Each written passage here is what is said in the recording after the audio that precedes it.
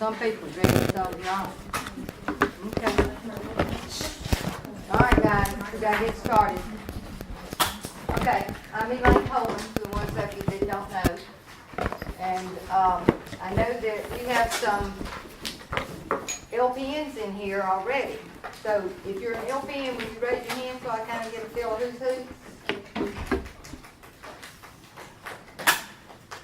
Well, a bunch of you.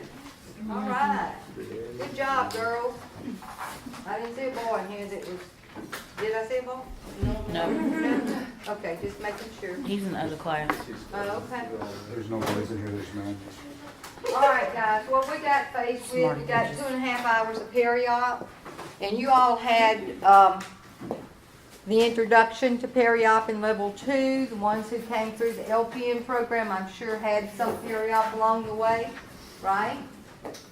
If you didn't, okay, and you need to kind of catch up on what maybe was done in level 2, you, if you'll just kind of realize there's only 3 chapters in the book that deals with periop. One has to do with the preoperative, one intraoperative, and the last one is the postoperative. So if you will take the time to read those 3 chapters, then you'll be caught up. Okay? I think that'll benefit you if you've not had a background in it already. You do have resources on your modules on Canvas. And I don't teach by PowerPoint very often, just simply because I feel like I read the PowerPoint. I have notes that I make. I'd rather read from my notes than from a PowerPoint. So I would encourage you all to go look at the PowerPoints and learn from those. Look at the concept voiceover, because what you've got to start thinking about, you're in level 3 now. And you need to start thinking about concepts versus just knowledge stuff. Y'all know what I'm talking about, right? Okay. So each of your contents has concepts that are attached to it, so that if you understand the importance of safety, it doesn't make any difference what you're talking about. And as we go through the objectives today, we're going to talk about safety issues. And that's a concept.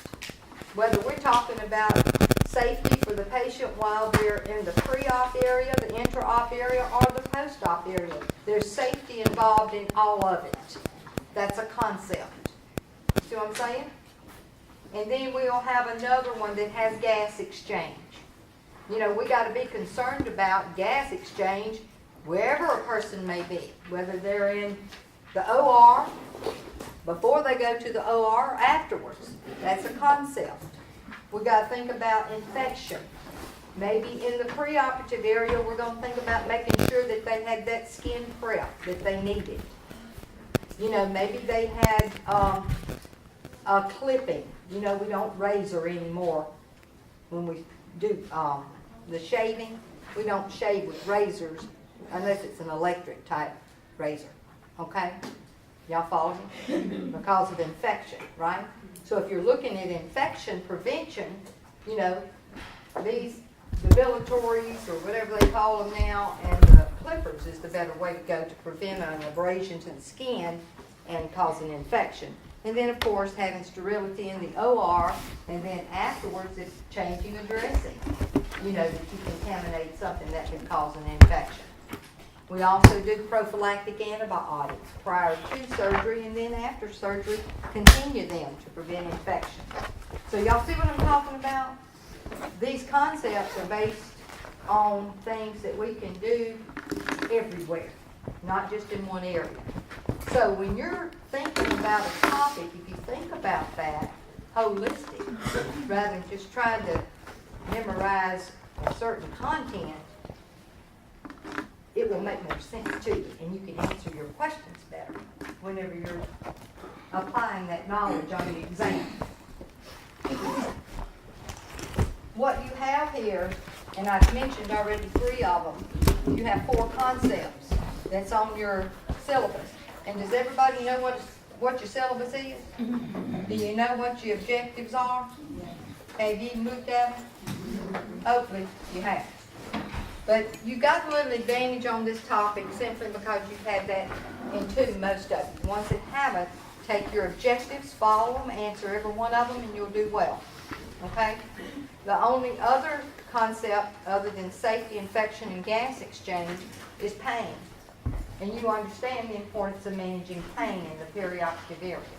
Okay? You realize that pain medication doesn't eliminate the pain, it just minimizes the pain. You understand that?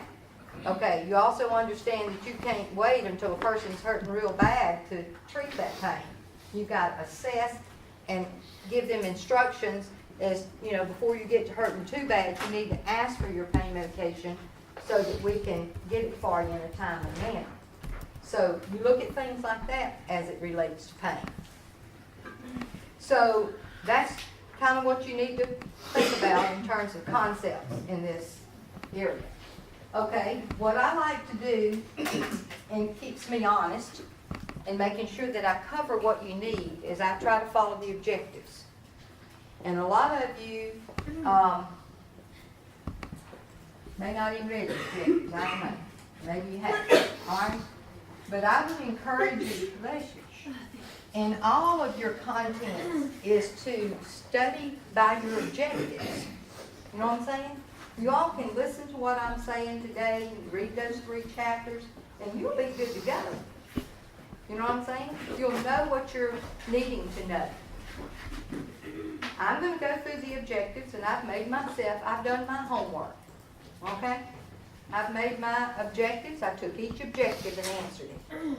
All right? So, I hope I've answered them adequately, you know?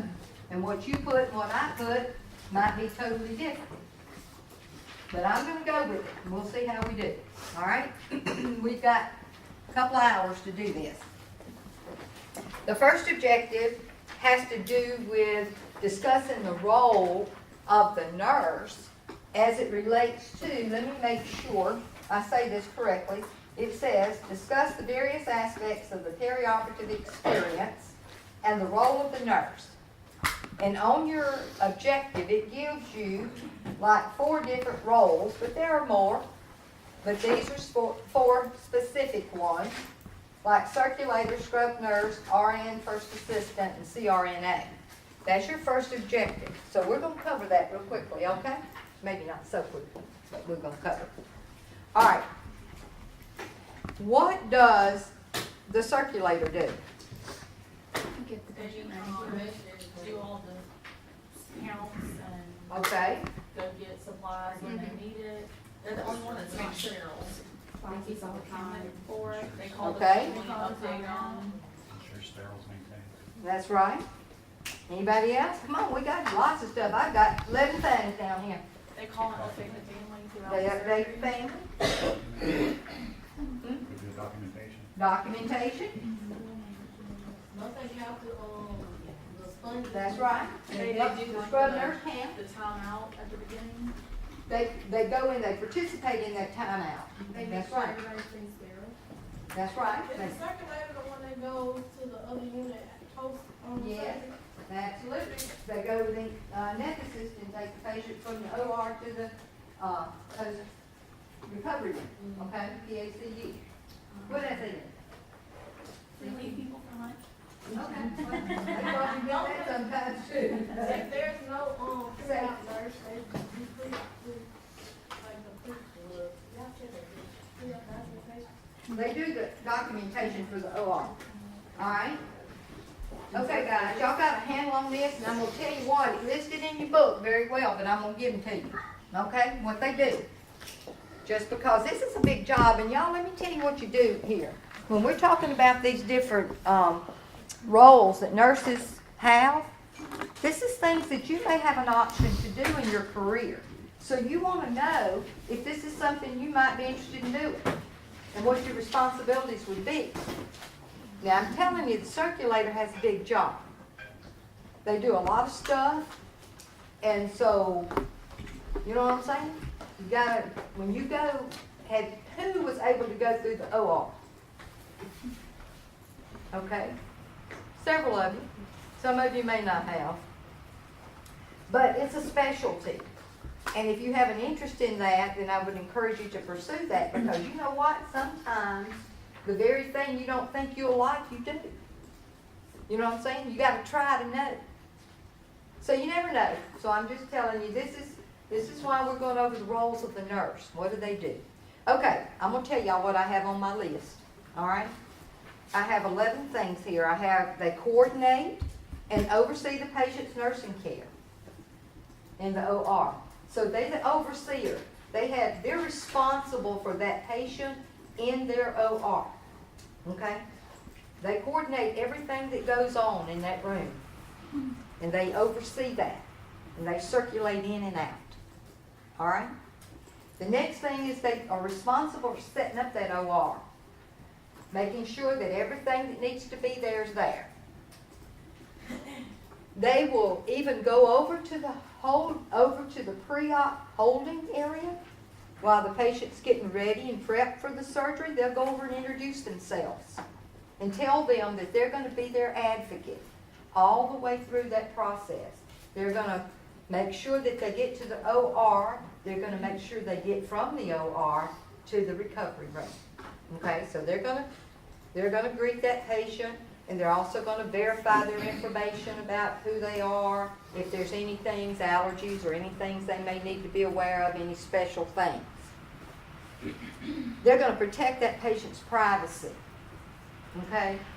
You know, in healthcare now, we have to be real careful about that because of HIPAA violations and such. You know, we just can't go down the hall and say, well, you know who's having a hip surgery today? You know, that's not appropriate. We can't do that. All right? So this person, this is their area, and they're going to keep that patient private. Okay? They're going to ensure the patient's safety, like a lot of you said. You know, they're going to make sure that all this equipment in there is new. There's no faulty wiring on it. They've got these pads on the bed, you know, to make sure that they don't get electrocuted, you know, over there. And making sure they probably position on pads and things to protect them. Anything that would be safe. Okay? And so think about making sure they ensure safety. But you know, safety is everybody's responsibility, not just the circulator. Right?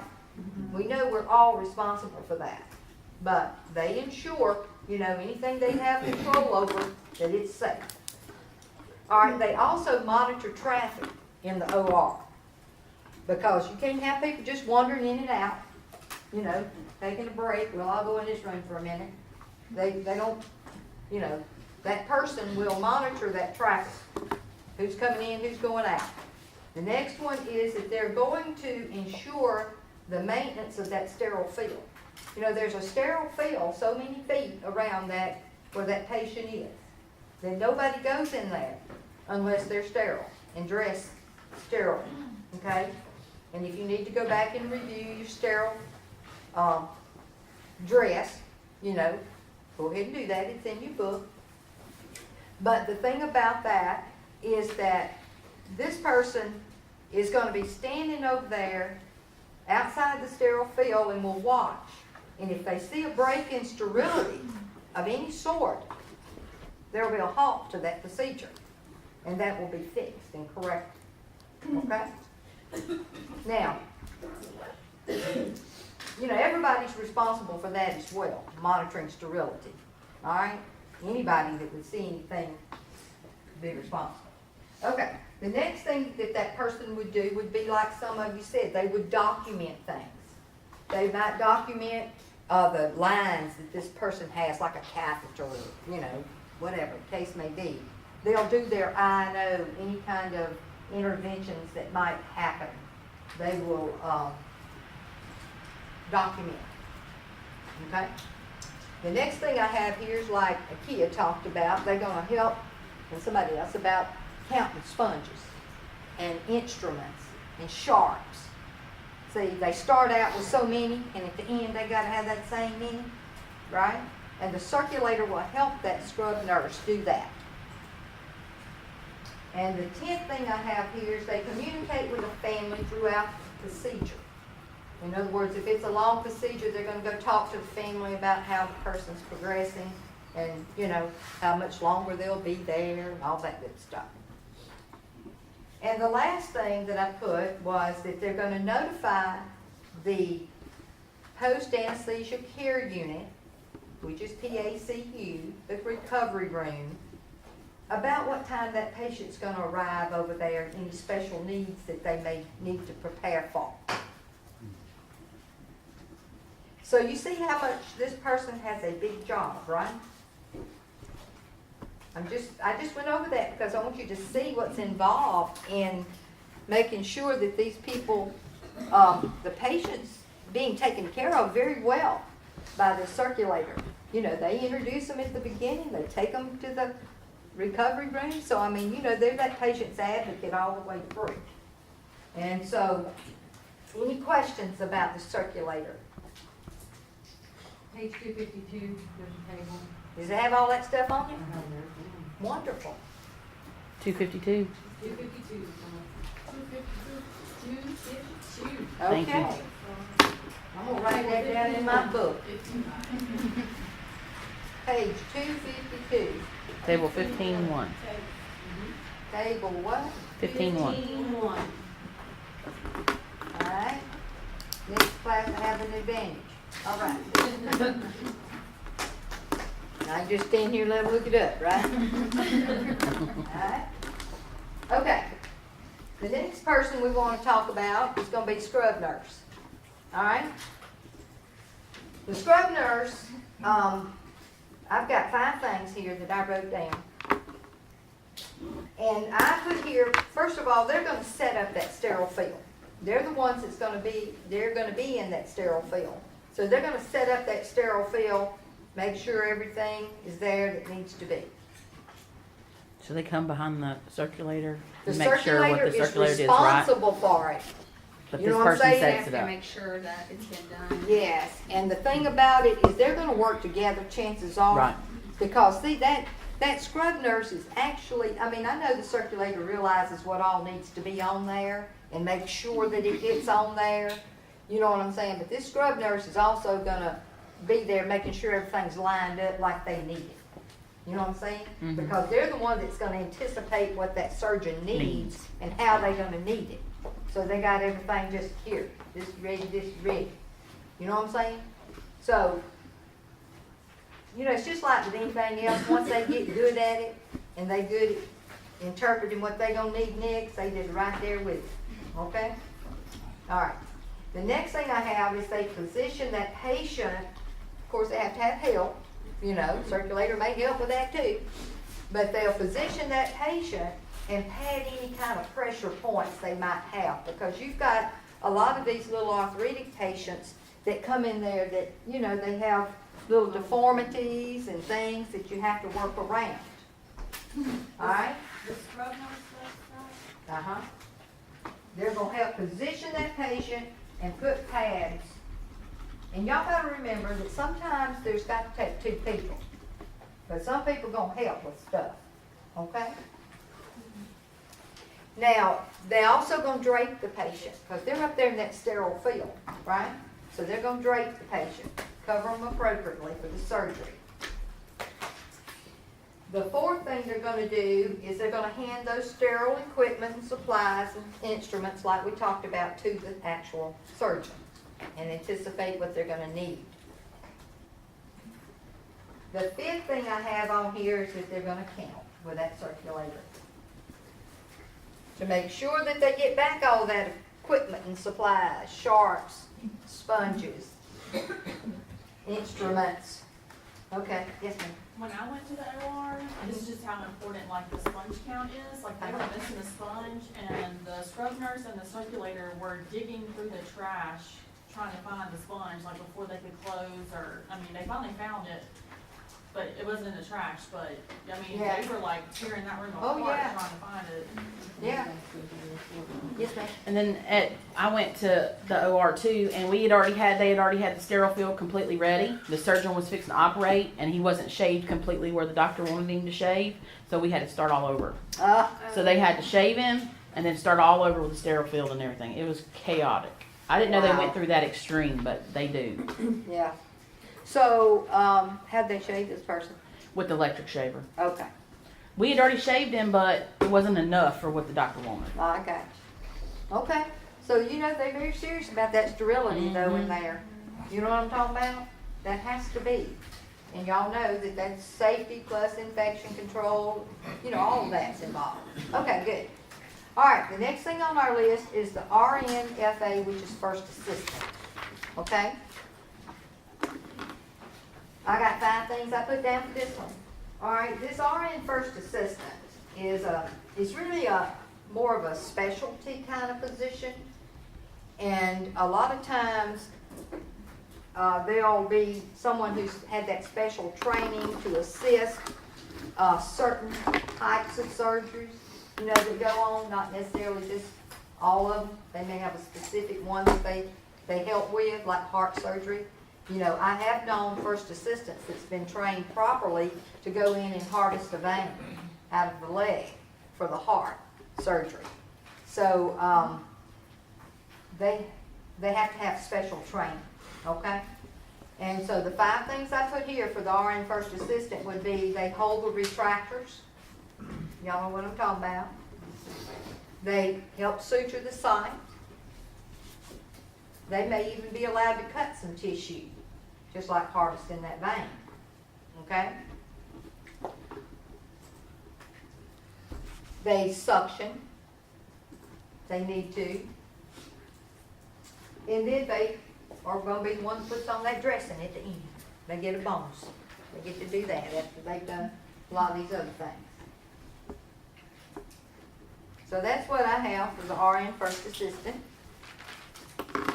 The next one that I have is the CRNA, which is the certified nurse anesthetist, right? Y'all realize that, okay? Now, My they job. are special credentialed RNs, you know, that do anesthesia. They work under an anesthesiologist.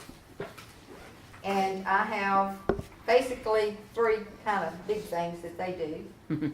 All right?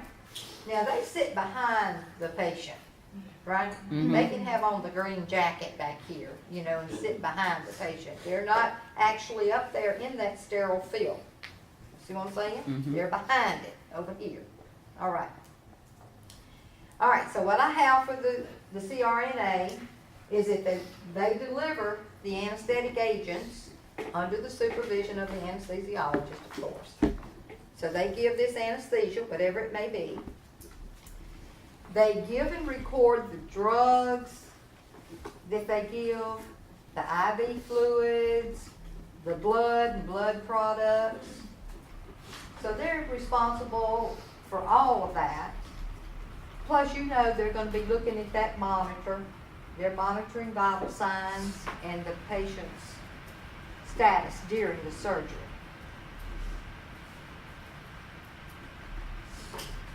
The third thing that I have here is that they're going to be the one, like we talked about earlier, that accompanies the patient to the recovery room with a circulator. And they're going to provide that handoff report, which includes the patient's condition and what they may need. Y'all do understand about the handoff report, right? Okay.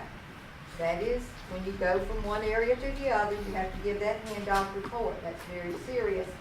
And, you know, that's a priority. They have to do that. Just like when they're in the OR and they're fixing to do the surgery, they do the timeout to make sure that they're doing the right surgery on the right patient. Okay? On the right leg, the right arm, whatever. Okay? All right, so that's the CRNA. The next one is the nurse in the post-anesthesia care unit. All right, a lot of people don't realize, now who went to the PACU during your rotation? All right, several of you got to do that. Y'all, I learned a lot about this situation that I really didn't give these people as much credit as they deserved, you know, when I was a nurse at the hospital. But I learned real quickly that they know more than what you think they do. all right? That's a very, serious position to be in. Because these folks have to have these really, really good assessment skills. Because they have folks that are just coming out of surgery that's been under anesthesia, okay? And they've got to come out here and take care of these folks before they even come back to reality, okay? So they have to have really good med-surg and critical care type assessment skills. So if you're interested, you know, a lot of folks talk about working in the ICU, they want to do that, they want to work, you know. You still got to have these kinds of skills because anything can happen after a person's been put to sleep. They got to know the anatomy and physiology of all of the body because they got to take care of people who've had surgery on all parts of their bodies. You see what I mean? This is a very serious thing. They also have to know about all those anesthetic drugs they may have had and what they need to watch for. So it's a big job. They need to know about pain management. They need to know about, you know, what do they do when they, hopefully they'll extubate them before they come out of the OR, but sometimes they don't. They wait till they get out and they kind of have to know, you know, when they call for extubation. So there's a lot involved, and I could go on and on, but they're ACLS certified in there, and they really have to be able to do good skilled assessments, and they have to be able to make quick decisions. So I just kind of want to go over that. That's not on your list as far as your objectives, but I did want to make mention of that because I think that's important for you as nurses to know that because that might be something that you'll want to do someday. I want to mention something too about just in the process of talking about going to the recovery room. When these folks go to the recovery room and they have been to sleep and they've had the endotracheal tube and their breathing has been managed, and so when they extubate them and they start to wake up. Has anybody in here had that type surgery to where you'd wake up? Do you remember how you felt when you woke Oh, I up? thought you meant do we watch it? No. No. Have you had it done? Mm-hmm. If you've had a surgery like that, how did you feel when you woke up from this? Crazy, scared, out of it, Disoriented? That's right. nauseous as crap. Right. See, they give you stuff so you don't remember, right? Okay? So when you wake up, I've seen, and you need to be aware of this, is that a lot of times when these folks wake up, they're disoriented, they want to kind of fight.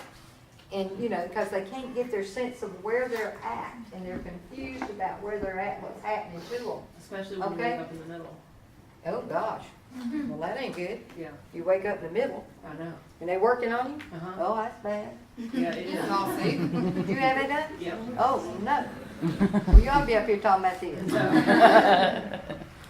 But what I'm saying though is I just want you to understand that if you see people, you know, that come out of the OR confused and disoriented and restless and all of that, you gotta kind of orient them to where they're at and try to, you know, get them to understand. And, you know, we're gonna be talking about this conscious sedation in a little bit, and I've had that several times, and like I was telling one of the classes, I don't know if I told y'all or not, some of you maybe, some maybe not. I woke up, I was drinking a Coke. You know, I didn't even know I had a Coke. I'm sitting here drinking. So, you know, you do forget. You even forget 2 seconds before sometimes. You know what I'm saying? All right. So I just wanted to tell you about the recovery room and the importance job that person has. The next thing I want to talk to you about is the holding area nurse. It's not on here either. But you have in a lot of these hospitals, you know, you have holding area, what we call the pre-op nurse, okay? They have a big responsibility as well because they're not going to get any further unless this person has done the job they got to do, all right? They got to make sure everything is ready before they can move forward to these other roles that the nurses hold. You see what I'm saying? So I put down 7 things that I think it's important for you to know about the holding nurse. I'm gonna be honest with y'all, I don't think that you're gonna be tested on all of these. I just think it's important for you to understand it and know about them, because that's what we do for. Let's talk about periop, okay? All right, the first thing for the holding area I put was they coordinate and manage the care while the patient waits for their surgery. So they're in the holding area and they're there waiting, so they're managing this patient's care during that period of time. And they're probably the first person that the patient's going to see when they come for that surgery, right? They're going to introduce themselves. I'm going to take care of you in this area, and then before you go to the OR. The next thing would be that they're going to review all that documentation that's had to be collected or needs to be collected. They may have to collect, such as making sure about if their medical record is up to date and has everything that it needs. Like what? Informed consent. What? Allergies. Like you need a lot of history, right? You need an assessment. You need a history. So they're responsible for that. And there is a pre-op checklist. And it's in your book. They have a sample of that they're responsible for making sure is filled out properly. And like you said, they're going to make sure that that consent form is filled out properly and signed properly. And they do what we call risk assessments. And there's all the way through, there's a documentation of a risk assessment and what this person might be at risk for. And like they mentioned about allergies and things like that. Just want to make sure that all of that's documented somewhere. But assessing their physical status plus their emotional status, okay? What do you think about as far as an emotional thing? What would be a Being nervous or anxious? Yeah. People become very nervous and anxious when they fix to have something done to them they're not sure about, right? And that's with all of us. That's just a normal thing. So we have to kind of, my philosophy is a little anxiety is a good thing, but a lot's incapacitating. Right. Okay? So you have a little bit of anxiety, but if it gets to the point where they're hysterical, you might want to call that off. You know what I'm saying? So you have to evaluate that. And then they have to do a lot of pre-op education. And we have talked about that in level 2, about how important teaching them about incentive spirometry is if they've been a smoker. Okay? Teaching them about why they're going to have these things on their legs that's going to blow up and go down. Okay? Maybe why they're going to be having to be splinting a wound. They may be that they're going to have to turn, cough, and deep breathe. Why is early ambulation important? What's that going to do for them? Huh? That's correct. Blood clots. Okay. So all of that's important, and we kind of had that in level 2, and I just reiterate that because you need to bring that information forward about patient education. Okay? And we just talked about we'll give them that emotional support that they need. And in the pre-op area, a lot of times they start their IV. They may put in a catheter, a Foley catheter. But they do some of those kinds of things pre-operatively. And I know one thing that they do, and I don't know if I talk about this later, but I can go ahead and talk about it now. They have what we call SCIP guidelines. Have y'all heard of the SCIP guidelines? Surgical Care Improvement Project, Joint Commission. We talked about that in level 2. Surgical Care Improvement Project. And those are guidelines that the accreditors like Joint Commission on accreditation for the hospitals sent out to the hospitals to try to prevent complications from surgery. They found out if we do certain things up front, the outcomes are better. These folks have better outcomes. They have less problems. And that's what we want, right? Okay. And just a few of those, and I certainly won't remember all of them that's in your book, but it's listed in that first chapter. But I'll give you 3 that I think is important. Okay? One is that they give people who they think at a risk could have an infection. Could be, let's do something prophylactically for the infection prevention. So what they're gonna do is they're gonna give them an antibiotic within 1 hour of the cut. And they're gonna discontinue that antibiotic 24 hours from the end time of the surgery. Did y'all hear what I just said? Okay. 24 hours when? From the end time, when they finish that surgery, 24 hours later, they'll discontinue that antibiotic. 24 hours from the end time, all right? And they'll give it within 60 minutes or an hour of the cut. That's a prophylactic skip measure. Another one that they have is the Foley catheter. If a patient has to have a Foley catheter, they will take that catheter out the day after the surgery. Within 24 hours, they like to take that catheter out. If they don't take it out for whatever reason, if they just can't urinate or whatever, then they have to document the reason why they can't take it out. And another one I'll just make mention has to do, there's a lot of them, but the other one has to do with putting on the, doing some prophylaxis like for the preventing deep vein thrombosis, the DVT prevention. You know, like the SCD, so they may give them some of these different anticoagulants for a period of time. Y'all see where I'm going with all that? Page 229. Thank you. Let me write that down. Table 14.1. Give me a Page minute. 229, table 14.1. 229, table what? 14-1. 14.1. Okay. All right, so there you go. Moving right along. We got that. That's the pre-op nurse. But see, they got a lot to do too. And then I just added here a couple more, and then we'll be done with objective 1. It's took us a long time. Okay, but it's important to make sure that you get all this, okay? The specialty nurses, you know, like I told you, sometimes they'll have specialty nurses that'll come in there as the first assistants, and that can be someone like from orthopedics, can be ophthalmology, like for the cataracts. It could be, like I say, the parvicet vein, like for cardiac surgeries. Maybe they had mentioned in your book about a laser nurse that's specialty in doing lasers.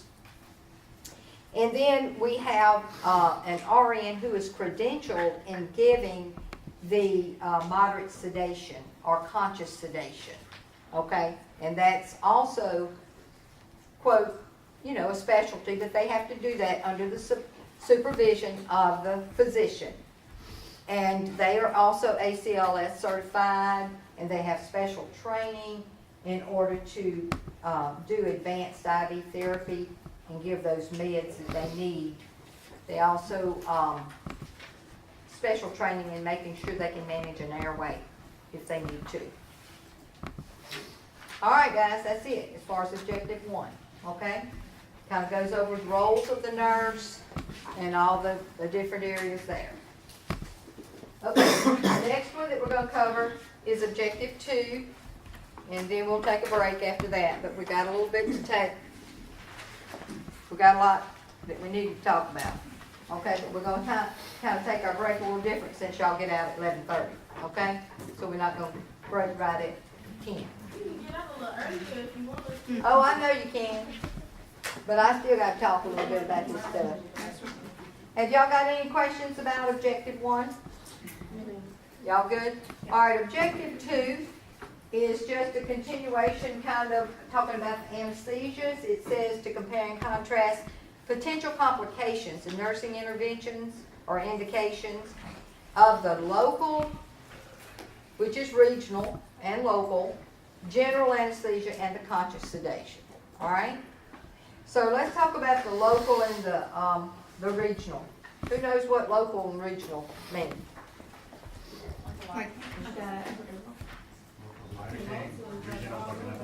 Okay, there you go.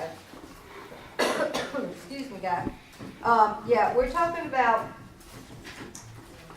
with the local and the regional, the local is like if you went in and you cut yourself and, you know, they had to have, stitches locally and they'll do the lidocaine and what have you there. And also, they can use a topical type, anesthetic. All right, you know, sometimes when they do children and they start an IV on the children, they'll do a local anesthetic on the top of the hand and let it sit there for a little bit. I can't even remember the name of it now. Are you talking about the spray? We used to use a cream. And Inla. They would use either Im- this, what, Inla. IMLA? Yeah, that's it. when I was pre-hold for my last semester. I know we did Lido for everybody. Yeah, And and, then we've used the cold spray, okay, for IV start too. okay. They've got different stuff nowadays, but the IMLA cream's what I was trying to remember. We did that a lot for children. And that kind of numbs the area, so when you start the IV or whatever, that helps with them. But they also can use that if they're fixing to do something else, cut or whatever the case may be, for a little place. And also, like you was talking about injecting the xylocaine in order to start the IV, you know how they'll just take that little tiny TB syringe or whatever, and they'll inject a little bit of that just to numb the area next to the vein so they can stick that. They can also use that, you know, when they're suturing and that type of thing. So that's local. And so when you start talking about your regional, then you're talking about the blocks and the epidurals, and you're talking about spinal. Okay? Those are what we're referring to as the regional. Now, there's a table in your book that speaks to that as well, I'm sure. I've seen it. Okay? What page? 257. All right, page 257. Okay, but what you need to know what those are, of course, but we're going to talk for just a second about, not long, but we're going to talk a little bit about what the nurse's role is and the complications, because that's what your objective says, is what's the potential complications, all right? And what does the nurse do for these people? So that's what we're looking for here. All right, so one of the things that can happen as a result, anybody that gets any kind of anesthesia on their local, their hand, or injected in there, they can have some sort of anaphylactic reaction, right? It don't make no difference, you know, how simple that is to apply or whatever. They could have an anaphylactic shock. And y'all know what that entails, right? Might not can breathe for very long, right? Could close off the airway. So, you know, we just as nurses, we have to be aware of that when people are having any kind of medications or any kind of treatments. That's a possibility. And some of the things that it speaks to you in your book about is that they could have some issues with cardiac or central nervous system depression. All right, things can be like, for instance, low blood pressure. They could get hypertension as a result of this. So one of the other things I think about is that as a result of having a spinal type anesthesia, what can happen there? Spinal headache? They get spinal headaches. They could bleed Yeah, that's right. The central spinal fluid. You know, the fluid could leak. Have y'all heard of those blood patches? Sometimes they put those in. I guess they still do them.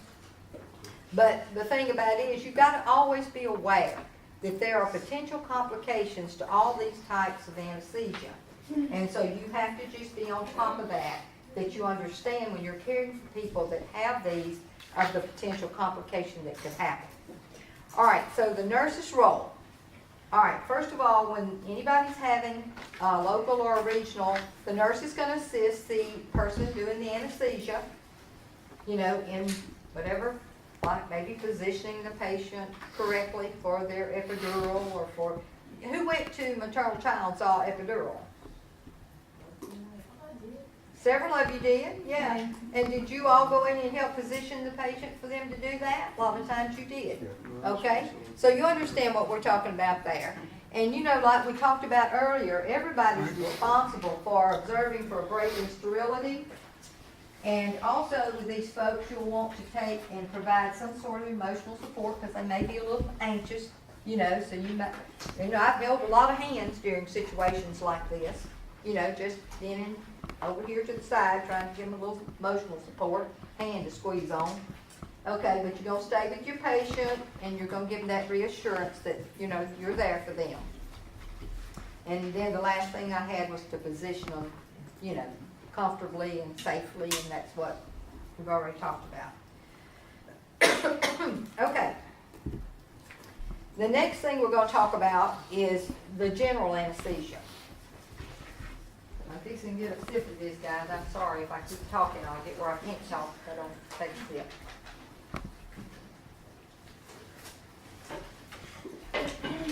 When we're talking about general anesthesia, you know, this is what we call a reversible loss of consciousness, where the nerve impulses to the central nervous system is interrupted, so therefore people, you know, lose consciousness. All right? They also do general anesthesia for the purpose of that amnesia, so you don't remember, you know what's happened. They also do it for the purpose of, I would say, analgesia or pain management, because they may be cutting on something, right? All right. Excuse me. And also loss of this muscle tone, because they're gonna, in general anesthesia, they're gonna put down that endotracheal tube, and they want that jaw to relax and those muscles to relax, so that they can intubate a person. Y'all with me? Okay. All right, so they do different types of general anesthesia. One is IV, one is inhalation, and they may do a combination of the two. I wrote down some names here that I just figured it might give an example. Okay, like the propofol, which is an induction type anesthesia that they use. They may use morphine for the analgesic part. And there's one, pancuronium, I think is how you say that, for muscle relaxation. Excuse me. But they're gonna have a combination of drugs that they use to make sure they cover all those areas in that general anesthesia. I was trying to think.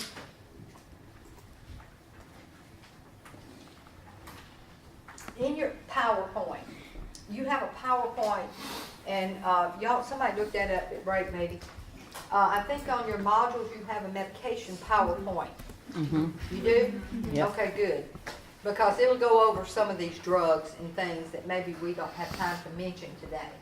But it'll give you a good overview. All right, as far as complications from the general anesthesia, what do y'all think? What could be a complication from being put to sleep, general anesthesia? Huh? You said respiratory distress. Okay, And nausea. okay. Huh? Overdose. Okay, they could get too much, huh? Death? That's right. Okay, so what I'm hearing you say, and what is important that you realize, is that they can have simply a sore throat from having the tube down their throat, and they could die from it. You know what I'm saying? And so that's potential complications. And anesthesia plus who else is going to be watching besides the person doing the anesthesia? Circulating. Huh? Circulating. Circulator. There you go. That circulator's going to be on top of watching all this stuff. Okay? Now, there is another complication that we need to talk to for a minute, and that's the malignant hyperthermia. That's it. So, malignant hyperthermia. All right. This is an inherited disorder that people can have. It's a genetic thing, all right? And when they're given certain drugs to put them to sleep, they have a reaction to that. And the reaction has to do with an increase in calcium levels. And as a result of these drugs that causes that increase in the calcium that happens in their muscle cells, that also causes an increase in their blood of calcium and potassium. And y'all know that when a person has too much calcium and potassium in their blood, then that's going to lead to a complication, right? And it can happen very quickly with this condition. And the key to survival is early recognition of things that's not just right with this person while they're having that surgery. So anesthesia is over here monitoring things, right? And so they're not necessarily going to know that that potassium and that calcium's up in the blood because they might not be taking a blood sample at that time. However, they're going to have to be watching for what would you watch for if the potassium was starting to go up? Elevated heart rate, right? That's right. You're going to look for the heart rate and arrhythmias, right? Because that might be an indication something's not right here if they start having these cardiac arrhythmias going on. But one of the big signs that we talk about with hyperthermia, malignant hyperthermia, is that increase in the body temperature. And I think your book says that it can go up to about 111.2. Okay. And so that's important with a malignant hyperthermia. Okay? Your temperature goes up? Pardon me? Your temperature goes up? That temperature, the body temperature goes way up, okay? But whenever, they're monitoring this person, they start seeing that arrhythmia show up, that's going to be an indication something ain't right. Does that make sense? And they're going to see their OSATs, probably their SATs go down. They're probably going to see their heart rate go up. There's going to be things. They're going to watch that CO2 level. So they're going to be watching all these things. And when things start changing like that, and if they are familiar with what symptoms happens with hyperthermia, with a malignant hyperthermia, then they're going to be on top of that. And that immediate action is what's going to help them. What do you think they might want to do first? Stop it. Stop the anesthesia, right? That's causing that. Now, they may have to do something else to keep that person from just all of a sudden waking up in excruciating pain with this surgery open. You know what I'm saying? So they may have to figure out what they're going to do to be able to manage that. But of course, they're going to crank that oxygen on up to about 100%. And they have a drug that they're in service. And what's interesting to me is that now the hospitals are starting to in-service the staff on dantrolene, is the name of the drug. And that they do have these carts in the OR that they keep this dantrolene in there so that if they do have an emergency situation in the OR, they've got what they need right there to help fix this problem. Okay? And the dose on it, and I wrote this down because I know it now, but I didn't to begin with. It was 2 to 3 milligrams per kilogram. And that's what the dose they would give. And then I guess they'll determine, what they have to do after that. But I just want to make mention of that, and it speaks to you about this in your book, so you can go back and review that as well. All right. The next thing that I want to speak to you about on Objective 2 is conscious sedation or moderate sedation, and we've already briefly mentioned that. This is where these, a special nurse, has been trained in all this airway management and giving these drugs and blah, blah, okay? They are able to give a person this that will allow them to keep a patent airway, if you will. You know what I'm saying? And it kind of makes them a little bit sleepy sometimes not. I've had it 3 or 4 times, and sometimes I remember, sometimes I don't. Okay? Like I say, I woke up drinking a Coke one time. you know, where I got it from or anything.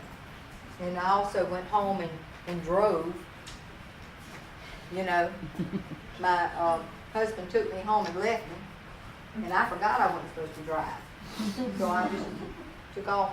You went shopping, didn't you? I don't remember what I took off. But you know what I'm saying? That, you know, the purpose of this is, and it's just like with the pre-op people, I forgot to say this, because whenever you're in the pre-op area and a person is going to have this Versed, or they're going to have midazolam, I think is what it's called, whenever you're going to be given that and you have told them, like on an outpatient basis, you've got to have somebody drive you home, okay? That has to be verified. They can't be going off in here having this surgery unless there's somebody that can take them home. Okay, that's a pre-op thing too, all right? But also, at the very end, whoever is taking them home needs to at least stay with them or have somebody there that can remind them that they're not supposed to be driving that day and, you know, doing stuff, because they may not remember that, and that's a fact, okay? Who in here's had that? Who's had Versed, midazolam? Okay. Well, it had affected you, but I anyway, all right. So let's talk about some drugs for a minute. All right? Some of these drugs that may be used in the outpatient type setting and maybe used like for conscious sedation or moderate sedation would be something like the midazolam. That is on your list of drugs. These should be on your PowerPoint, okay? The midazolam, which is Versed, you know what I'm saying? But we have to use generic names now, so y'all got to learn like me, generic names. All right. Pardon me. Now, if for some reason a person were to get too much of that, there's a reversal agent for that we can give. Do y'all know what that one is?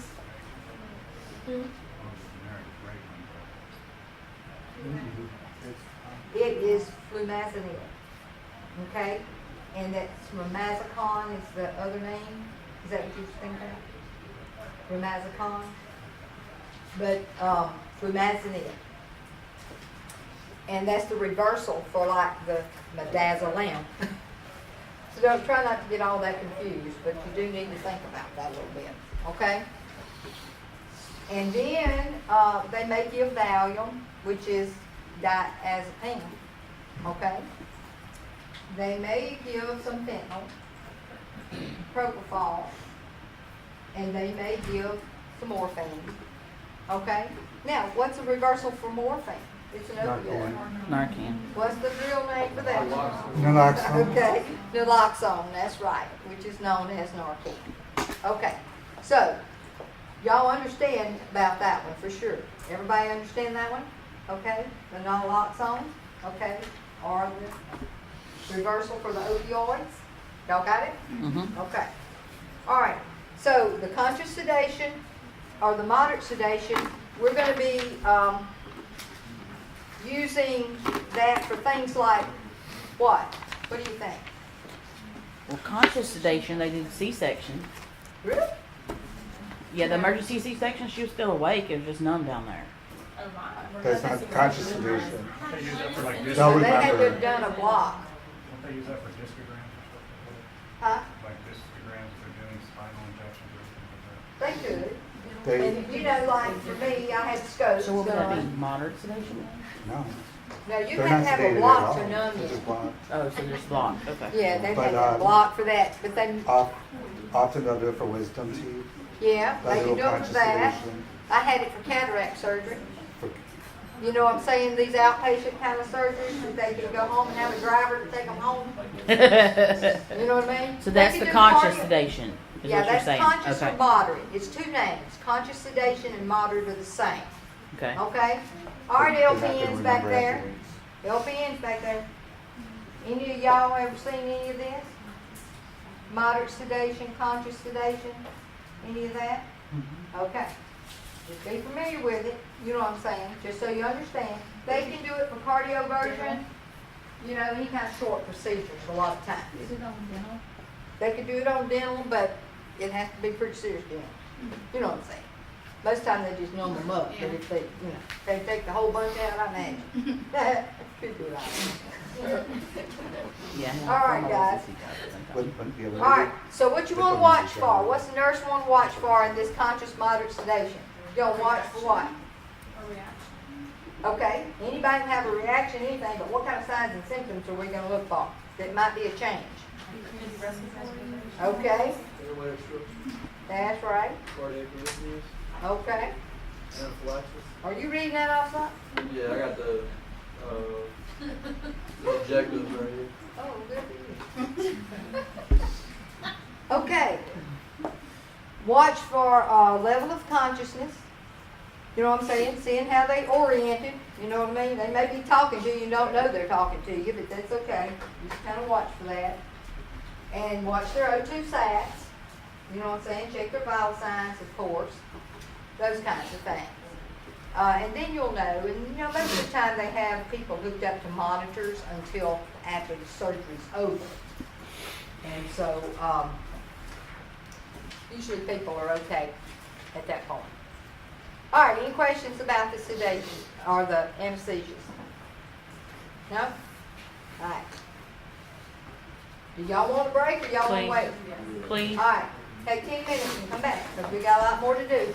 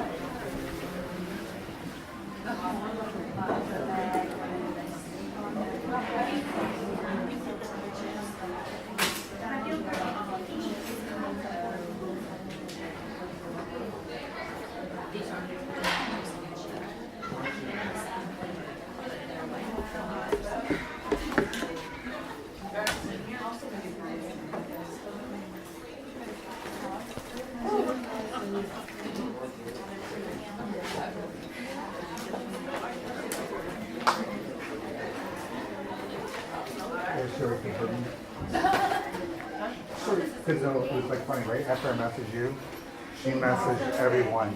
If you're a Tuesday, can you switch to Saturday? Yes, please. I mean, I lose 3 days of work, but Well, better than It speaks to that. I thought I had a copy of it. Look it up, see what it is, because I didn't bring it. Yeah. This one I have, I don't know if it's from, yeah, I'll kind of run over that at the end. You know what I'm saying? I think it's the same one. Bless you. You should have that all signed up.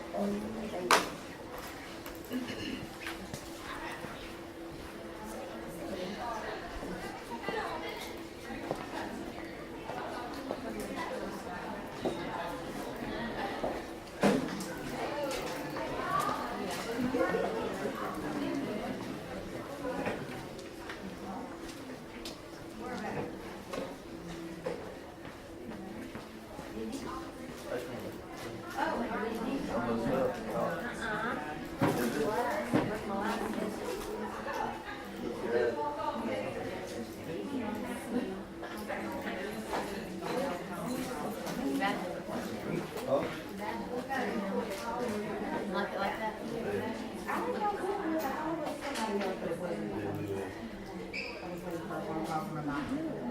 So like, what's this? So my finger got bar. Like this was the bar. Wrapping like 3 alcohol pads or like sepsis. Well, they got, frozen one was, well,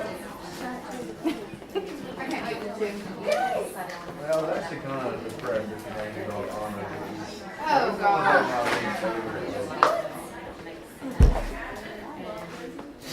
I can think of like 1,000,001 like it needs to be left over frozen.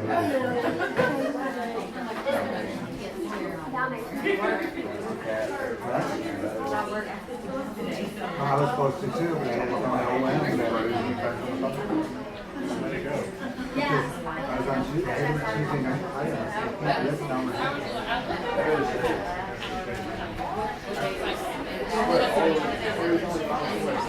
I'll get Tuesday, Saturday. Like our, Or my,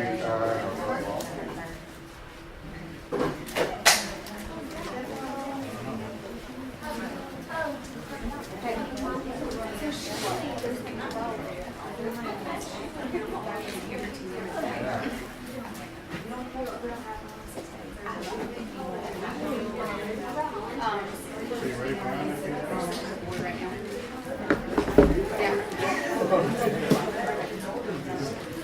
But it's Thursday, anybody wants to move? I didn't really get that big. I only got that like the lap side. Oh, somebody might. My phone print out some paper. Could you imagine? Tell her I'll print this. But it's really nice.